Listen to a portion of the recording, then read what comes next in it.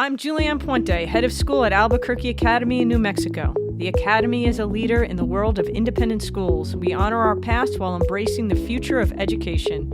Even though I've been going to school in one shape or form for almost my entire life, I still learn something new every day. And I use that knowledge to tackle the challenges that should interest anyone who has a stake in the future we can't fully imagine. Thanks for joining me to hear about what I learned in school. Hello, everyone. I'm Julianne Puente, and I'm here today with our co-host, Associate Head of School, Christine Lenhart. Hi, Christine. Hello. We have an exciting topic to discuss that I think will be relevant to many of you, and really honing in on how the college application landscape has changed, particularly over the last 5 or 10 years.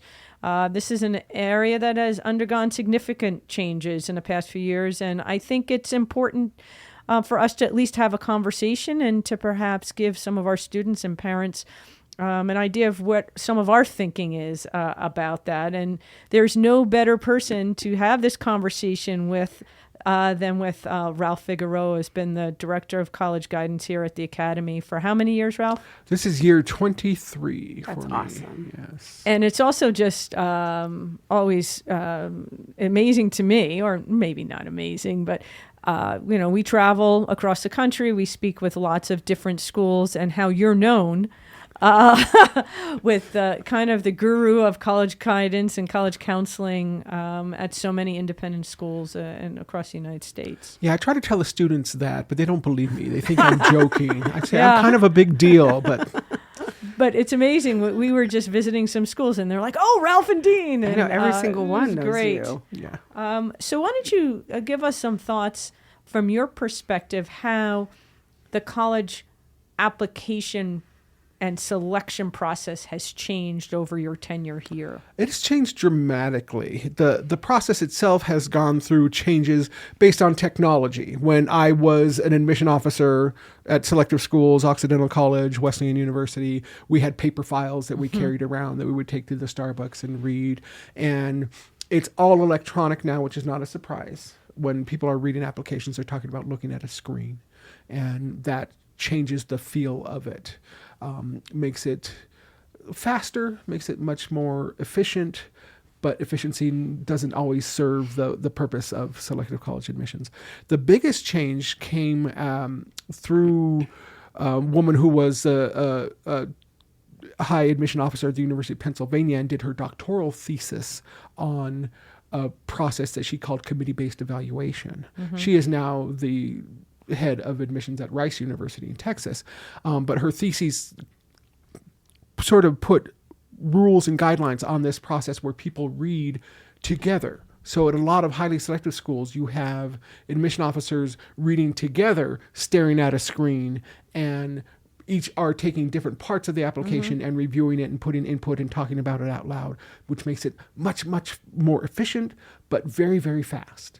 And so from our side, from the process, we have to think about our students. If you're applying to selective colleges that might be doing this kind of evaluation, we need to be really upfront with what the story is that we want to tell to the colleges. We can't bury things. You can't have flowery language. You can't have an essay that wanders around down this path and you're doing all these descriptions before you get to the point. You have to do more journalistic writing. This is what I'm going to say. Here's what I'm saying. This is what I just said. And our letters of recommendation have to be very similar as well. We present things up front and very my letters efficiently. have changed dramatically from, I've been doing this a long time. And, I've listened to your advice and what you've asked us to do. And they are significantly shorter, even sometimes contain bullet points, but do give examples of the student or how I know them. But faster. Yeah, How is that? We can still tell a compelling story. We can still get the flavor of the student. We can still get their character and the nice moments in there. But we just have to be much more efficient in how we do this. And we've gotten great feedback from the colleges who said, "Oh, your letters are really keeping the spirit of what we used to get from you." Sure. And they're so much easier to read. It's so much faster for us. Yeah. Let me ask you, what are your thoughts on the move to be test optional at colleges and universities, and now there's a swing to go back? You had that coupled with COVID coupled with a Common App, when kids applying 20 schools off the Common App, or 15 colleges, universities or colleges off the Common App, that just drove applications skyrocketed at colleges. Absolutely. What are some of your thoughts about the confluence of those three things happening really over 5 years? Yeah, it's been a lot of whiplash, a lot of going back and forth with the standardized testing, especially.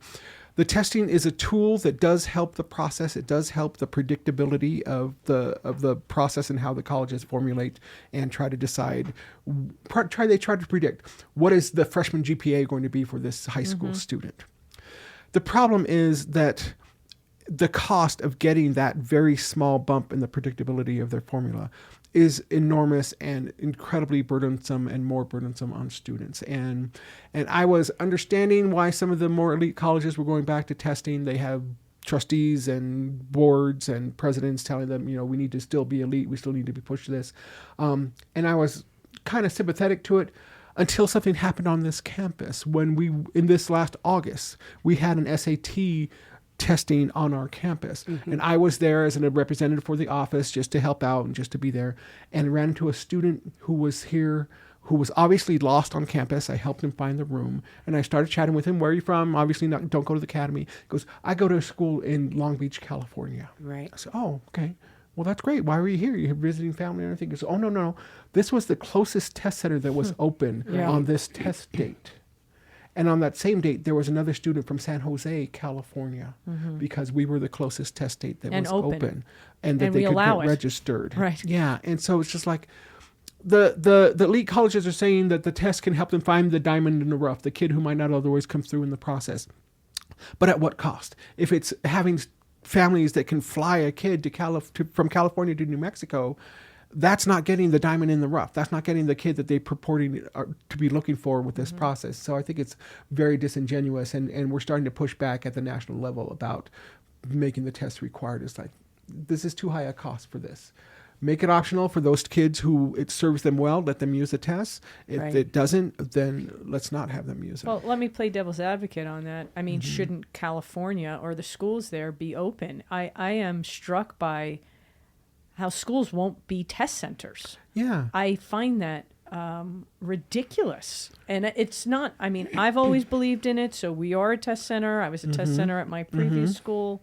It is a tremendous amount of responsibility. It's a lot of work.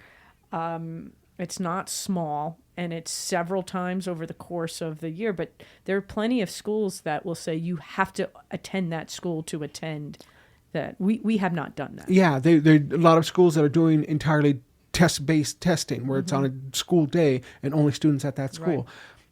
Again, I agree with you. I love that we have always been an open test center. We're small, but we've always been open, provided that service. And our kids get in. It's not like our kids can't take our test because we're open on that. Yeah. Can we go back to just kind of this word of optional? You know, I know that some students came to me this year saying, now there's this video, it's optional. Testing, it's optional.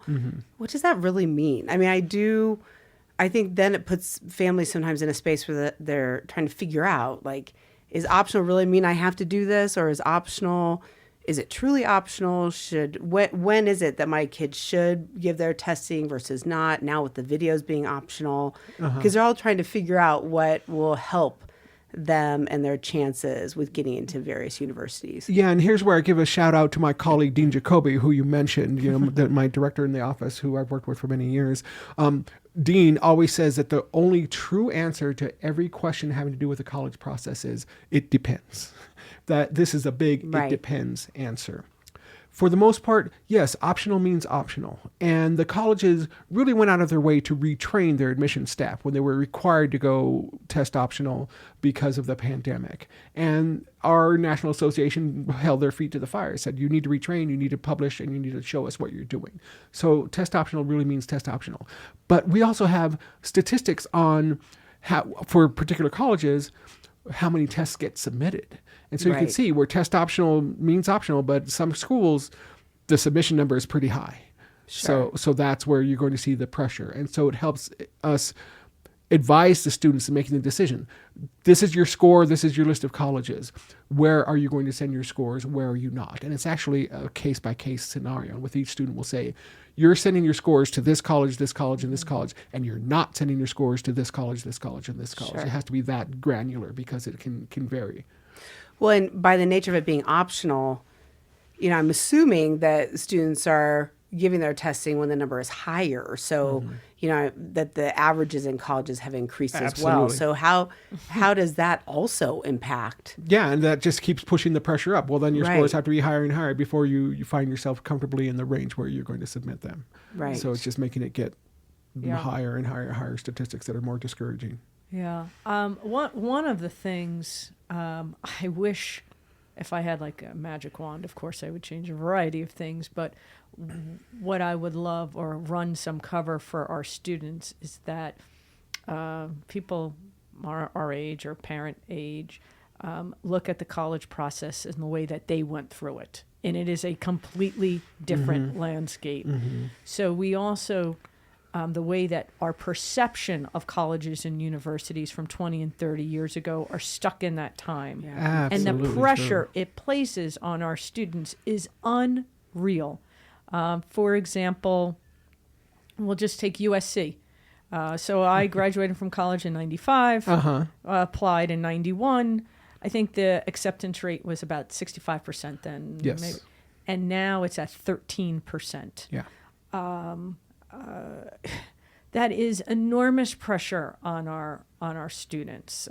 Looking at colleges that are in the single digits of acceptance rates, and then presidents of colleges and universities, even though they have the money and the demand, won't build new dorms, right? Because that would mean we would accept more students. The higher the Yes, acceptance rate, exactly. then the We have to stupid admit rate. rankings move. And I do find them ridiculous. These are world-class universities. They are. But their pressures from their boards and from their donors are such that it has just, increased that pressure.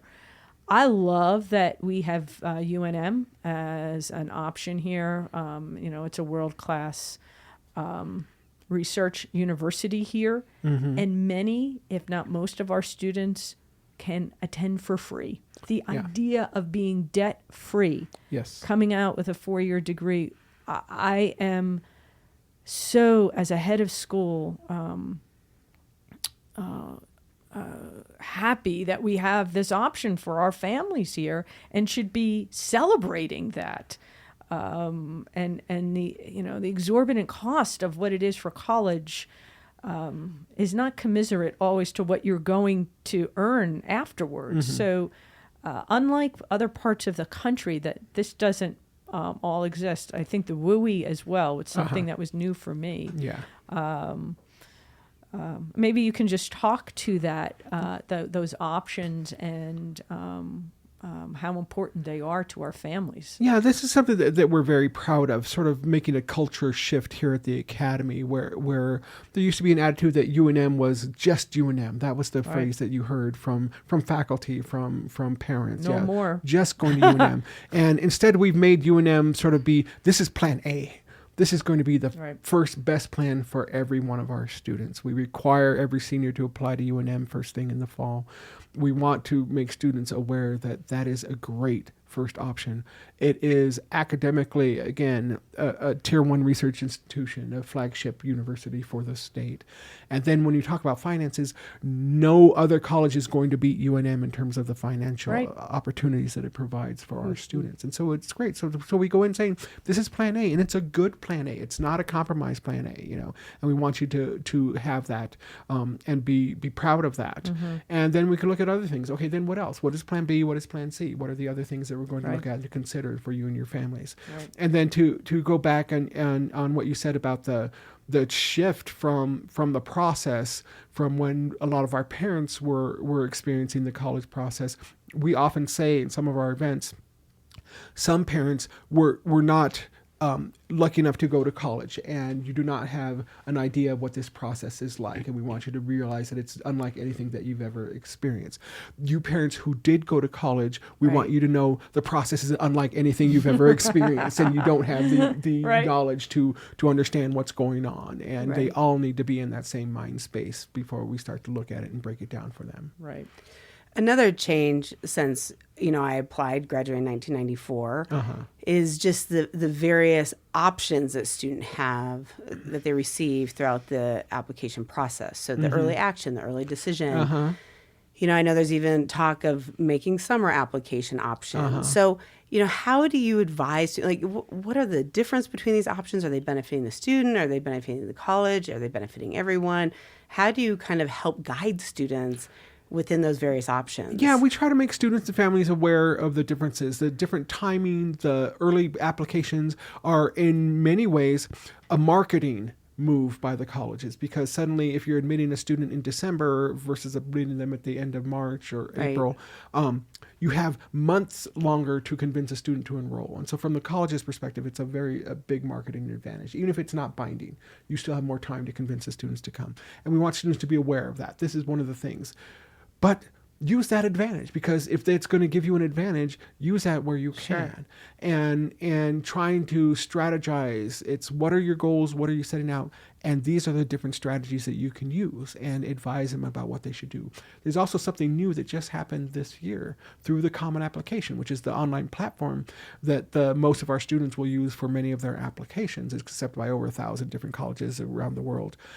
The Common Application began something that's called direct admission, meaning that when a student fills out their Common Application, the data that they're submitting, their classes, their grades, their test scores, goes into the Common Application databases, and colleges can get that information.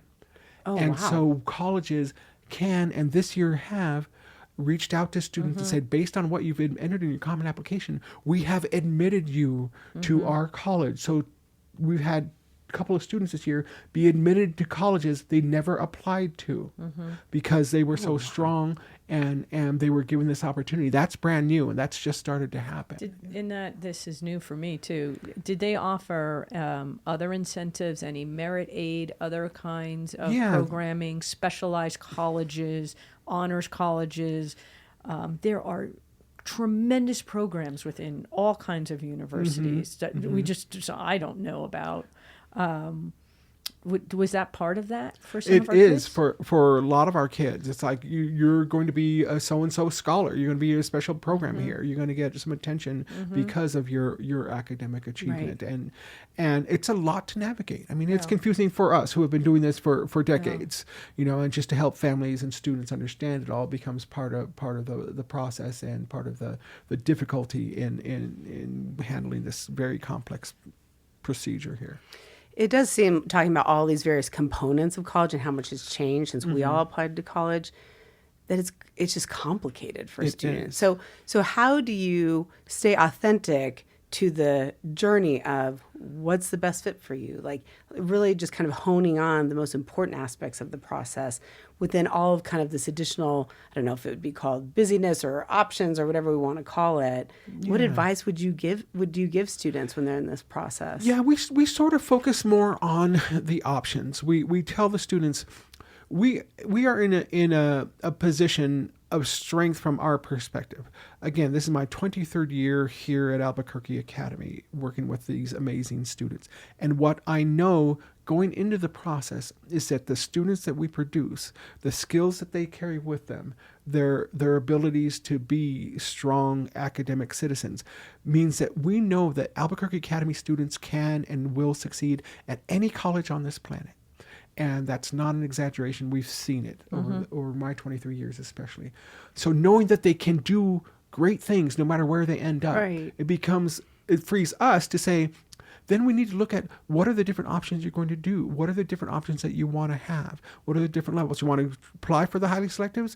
Great. They're less predictable than they have been in the past, but still you're capable and qualified. Let's go for that. But then what else are we going to have? What are going to be the other levels? What are going to be others? You say these are the types of schools that you're looking at and they all fit into this category.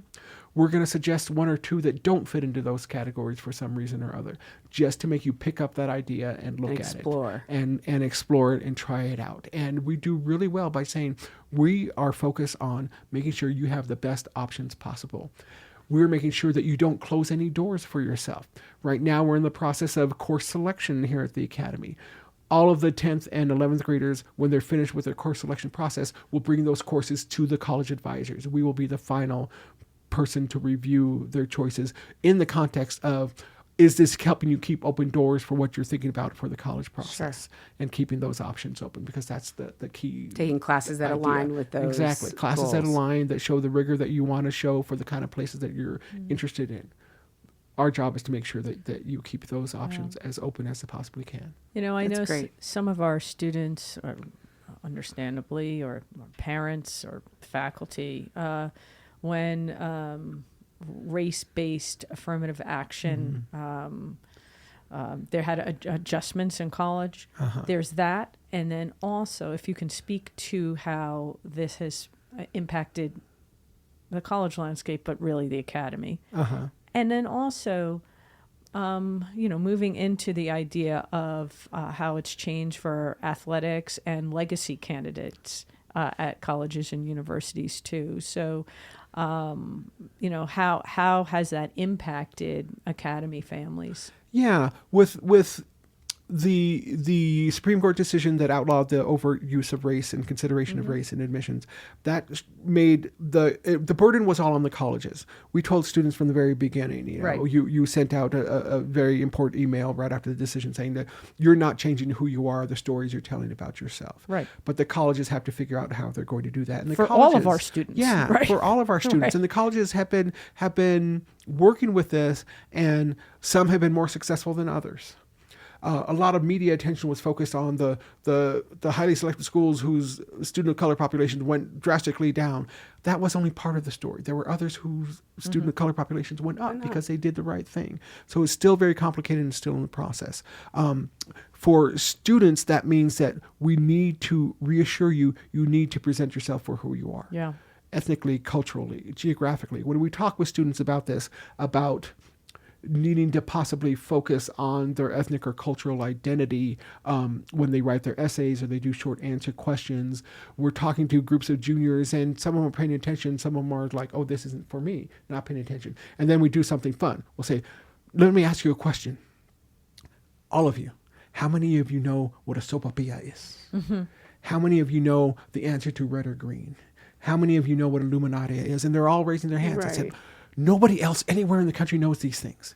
Whether you think that your ethnic or cultural identity has a part in this or not, you are a New Mexican. Your perspectives and experiences in this culture, in this place, those do matter. And those need to be talked about and explained. And we've had students write some beautiful essays about being a New Mexican, students who had no ethnic or cultural background that they thought stood out, and yet they realized, I do stand out because of this, and we're encouraging them to explore that. And the impact on things like legacy admissions, that's still developing. That's still, I think, going to get, more limited, and more colleges sort of turn away from that in fairness. How has, or do you imagine AI is impacting the application process? Is it still done through, or do you feel that AI is being used to evaluate applications in that way, or I don't know the answer to this at all. Yeah, this is a question that the colleges are dealing with, and they are interested in investigating and experimenting, and they are not yet comfortable with turning over these things to AI. Right. They have done exercises. This is from a workshop I do each summer with a group of high school and college admission folks, and we get together each summer in Santa Fe to talk about these issues. Said, yes, we have run the data to see what it will do, and in some cases we like it, in some cases we don't. It has potential, but it's not there yet. So this is something that we need to watch. because if we need to now direct what we do and what we write so that it triggers some AI algorithm, that again will shift a little bit how we present ourselves and how we have students present themselves. But this is very much in progress. So you just mentioned, you do some professional development and keeping up with things during the summer and engage with different programs. How do we, as the landscape is changing so quickly within acceptance with colleges, how do we in our specific office keep up with these changes, keep up with what's best for our kids, keep up with what's coming in the future? What do we do to try to really support our kids best each year? Yeah, we are very involved in our national association, which is called NACAC, the National Association for College Admission Counseling. I have served on several boards and committees and focus groups for our national association. There's a regional version of this, the Rocky Mountain Association for College Admission Counseling. I'm a former president of RMACAC and have been very, very involved, as have other people in the office. We go to those conferences. We play a role on the national stage. You joked about, Ralph and Dean. Ralph and Dean are considered two of the best higher level thinkers in the profession. And that's not just being immodest. That's because when we talk about things, when we have conversations, people pay attention. There is still talk about a way of streamlining the admission process and reading process, some proposals that people sometimes refer to as the Jacoby method, because Dean was one of the ones who sort of spearheaded the first conversations about this. Really? So this matters. And in addition to that, there's a group called Access, which is the Association of College Counselors at Independent Schools, which is even more focused on our needs and our issues. I'm a past board member with Access as well and involved in their conferences. So we have a lot of conversations and a lot of interactions and important discussions with colleges and other high schools, public schools, private schools, vendors, testing agencies. This is something that we do all year long, and our voice is listened to. How many colleges visit the Academy a year? It's generally about between 120 and 140 or so who will come see our students. And do we have any limits on like what grades can go and visit them, or why don't you? Because I don't think we talk about this enough. But the fact that we're a school in New Mexico, there is a business side to college. You have to go out and it's marketing and what have you. But the Academy is a draw. And so we have, as you said, 120 plus colleges that will come and visit. When are those visits typically? How do our kids know about those visits? And I'd like us just to at least touch on that. Yeah, those visits are advertised in the 10-12 division. And years ago, we shifted the policy that and allowed seniors to request permission to get out of class to go to these visits. And it was at the discretion of the teacher. But with the new schedule the last couple of years, there's great periods in the day during lunchtime and in the day through the office hours where no college visits are scheduled during class time anymore. So everybody is free and everybody can come. That's great. But one of the best stories we had, it's just a fun story, was that we had a college coming in, Calvin University, and didn't think many students would know about them. And we scheduled them for the office hours times. There was an assembly that day, the schedule changed. And so there was no free block. And I had a college knowledge class. Sure. And I just, as a courtesy, told them, you can come talk to my college knowledge class. And the rep came and gave a small presentation. The students were very attentive and very polite. It's a school they'd never really heard of. Very Academy. One student was like sitting up. It's like, huh. Mr. Garris, who was there as a chaperone, noticed and said, ask him a question, prodded this student, and the student started asking more questions. By the end of it, he decided he was going to apply to Calvin University, and a couple of weeks ago, he received an offer to play football for them, and he is going to be going to Calvin University next year, just because of that visit. It's the only reason it happened. So when the reps come, I'm also knowing the nuances of the application process for that specific school would be discussed, and the future plans that school might have as well. Yes, absolutely. And then sometimes we will do a check-in with just the rep after they've talked to the students. What's going on? What's different? Are you using this Right. committee-based evaluation? What do you need to know from us? How are we doing? We have check-ins with them as often as we can. Also, these colleges, they also travel in groups. I think that's, so you'll have, I don't know, 4 or 5 reps from 4 or 5, different colleges, and they will, move around the country together. So Yes. those are good visit days for us. And often they will ask us to host those kind of joint visits because Right. they know they will get a good response from our Yeah. community. Right. Christine, I know you wanted to, did you want to say something? Well, so looking forward into the future, what do you anticipate? What do we need to anticipate with what we know of the current college process and what we need to be ready for in the future? Yeah, I think the AI, which you brought up earlier, is one of the things that we really need to keep an eye on, because if application reading and processing is turned over even in part to AI filters, we need to know how to trigger those filters correctly. Oh, interesting. I had a neighbor who retired from a long career with Southwest Airlines, and she's applying to some jobs just to find something to do, and she's finding she has to change her resume with every place she applies to use the words that are literally in the job description, or else AI won't pick it up and she won't get a call back. Oh, that is really interesting. And so is that going to start happening with the college process? Are we going to have to train our students that you're going to have a different version of your application for every single college, depending on what their AI is looking for? We don't know yet, but those are the Right. questions that we're asking about, that we're Sure. preparing for.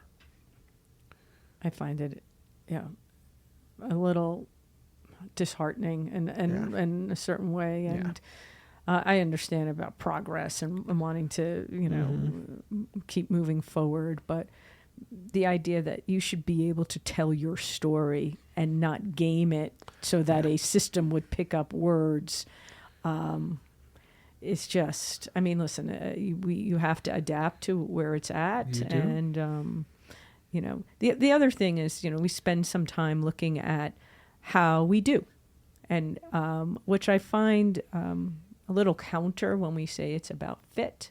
But I also know parents are looking at, where's this an investment? Although I find I have to give our community some major props here.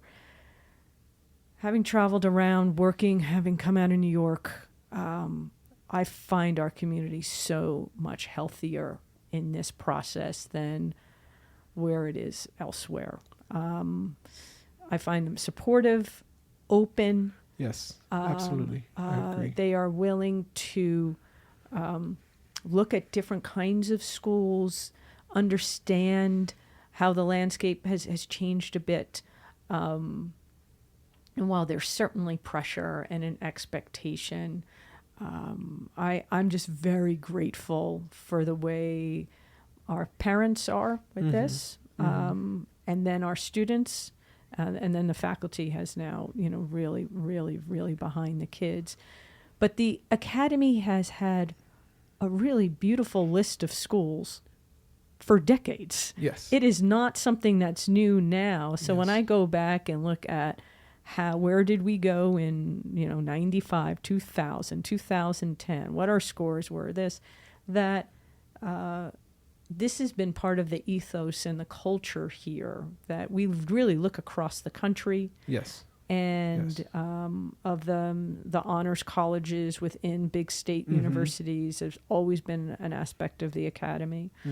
And I just don't want us to lose that, Yeah. as we keep moving forward, that our kids have, really done well across the country. And I attribute that to, the good work that the office is doing in that way. Thank you. And we attribute it to the good product that gets produced here, what the students are capable of.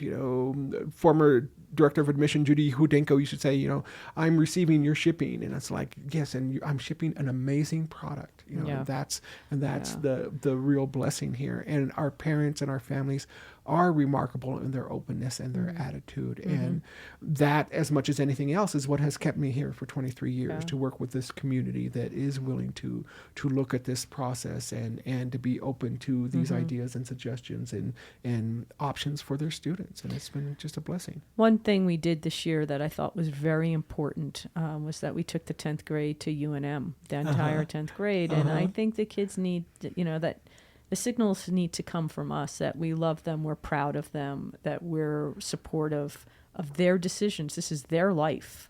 And I don't want our outside or extrinsic attitudes to have an undue influence on how they feel about this critical process for that they're going through. So, saying, taking the kids there, showing them, saying, hey, this is important. It was important. What I thought was an important thing to do as a school. Yeah, we were thrilled with that. And that deserves a shout out to Sean Garris, the newest member of our office. Sean is not new to the academy, but he's new to college guidance. And we were talking about this morning where we never had a really good program for the sophomores. And Sean said, let's take them to UNM. And we said, the whole class? And we thought about it for a moment. We said, yeah, we're going to take the whole sophomore class to UNM. And UNM was thrilled and reached out multiple times after the visit, saying so many departments said that was the best group of students they've ever had on campus, the most polite, the most attentive. And please, let's continue this in the future. So that's going to be a regular feature for us. Absolutely. One of the things that I love, the messaging that comes from college guidance, is that, you tell the students, look, there's 2,800, I don't know if that's the exact number anymore, but 2,800-ish four-year colleges to look at. Like this idea of, let's not focus in on the 10% that people talk about so often, but let's really open our minds to exploring all of these very cool schools that are opportunities for you. Yeah. And so I just want to also thank you for, instilling that mindset in our students, and that it's not about Ivy or Ivy Plus, or it's encapsulating all of the different opportunities that our country and outside of our country have to offer our students. And I think that starts with the messaging that we provide the families and the students. So thank you for that.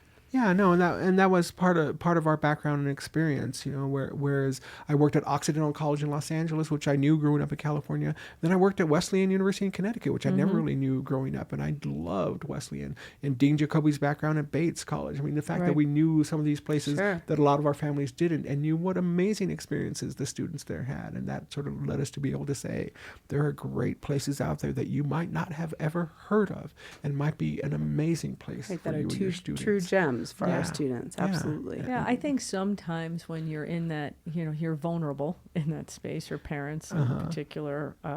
So when you make recommendations of schools they may not have heard of, or they say, oh, we want to be in the Southeast, and you make a recommendation for a school that's in the Midwest, that, oh, they're not listening.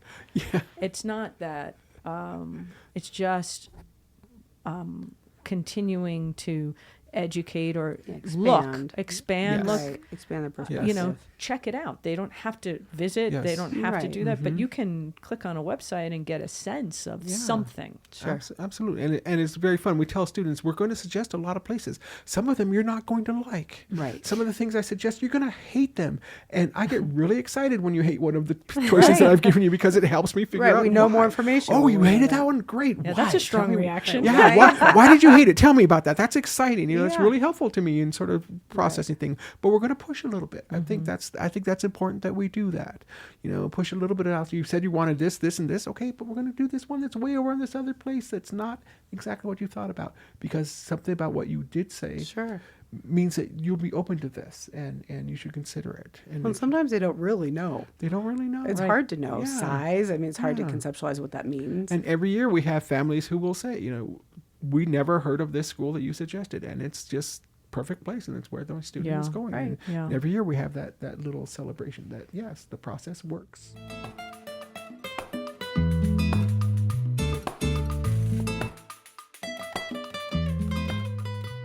So, Ralph, we have a little part of our show That's called the lightning round. Okay. Okay, you ready? I'm going to give ready. you a pair. You give me the best answer for you. Okay. You ready? Red or green?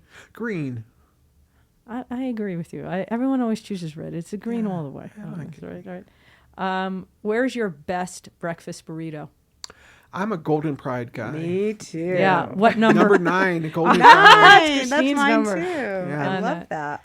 All right. Are you an early bird or a night owl? Early bird. That's 34 years married to a school teacher who always had to get up early to get to school. It's like that's how I operate now. Yeah.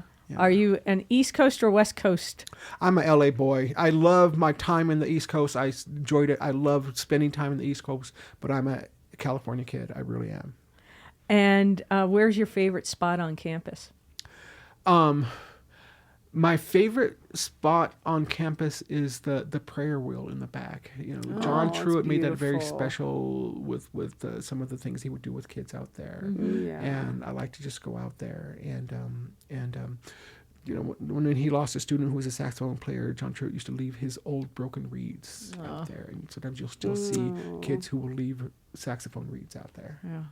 Yeah. Powerful. That is special. All right, Ralph. Well, thank you. I think you got to Thank get back to you. work. It's like crunch All time for right, you, here huh? we go. Wow. Yep. Thank you all for the opportunity.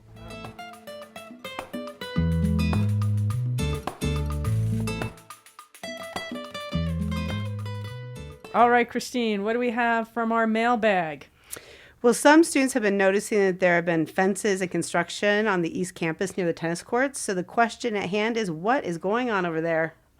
Well, we, as many people, kids know, like we were able to redo our tennis courts. We had a large grant from the USTA, United States Tennis Association, and that's why we were able to resurface them. And then we were really fortunate to receive a large gift from the Garcia family that will allow us to continue to make some capital improvements. So part of that is a new concrete work, fencing. We're actually running and stubbing out electric. So should we want to light the courts in the future, we'll be able to do that. And we'll have the grand opening, I think, is in late March with that. So it'll coincide with our tennis season, and we'll be able to do the unveiling of the new naming of the tennis courts. So we're excited for that and for the new racket center.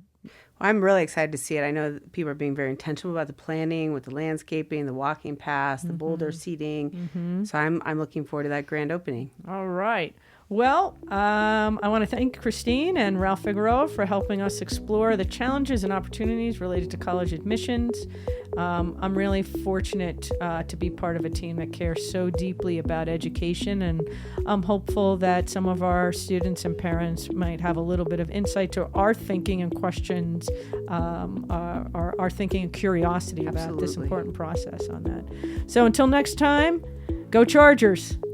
Thanks for listening to What I Learned in School to learn a little bit about Albuquerque Academy. Send us your comments and questions to headofschool@aa.edu. You can listen to all of our episodes on our website at aa.edu and wherever you get your podcasts.